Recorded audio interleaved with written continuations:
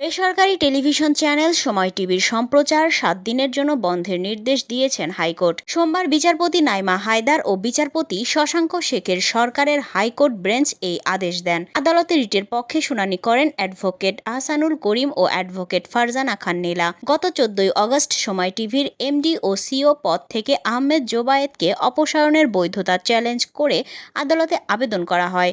এরপর গত ১০ আগস্ট সময় টেলিভিশনের ব্যবস্থাপনা পরিচালক ও প্রধান নির্বাহীর পদ থেকে আহমেদ জোবায়েদকে অব্যাহতি দেওয়া হয়। সেই দায়িত্ব দেওয়া হয় কোম্পানির পরিচালক শম্পা রহমানকে। উল্লেখ্য, ২০০৯ সালের লাইসেন্সের জন্য আবেদন করা সময় টেলিভিশনের পরীক্ষামূলক সম্প্রচার শেষে ২০১১ সালের ১৭ এপ্রিল বাণিজ্যিক সম্প্রচারে আসে।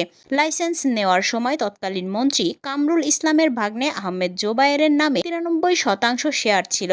ব্যবসায়িক ও পারিবারিক সূত্রের তথ্য, এর মধ্যে ৯০% শেয়ার কামরুল ইসলামের হলেও কাগজে কলমে তা ছিল আহমেদ জোবায়েরের নামে। অন্য অংশীদারের মধ্যে কামরুল ইসলামের ভাই মোরশেদুল ইসলামের ৩% এবং নিয়াজ মোরশেদ ও তুষার আবদুল্লার 2% করে শেয়ার ছিল।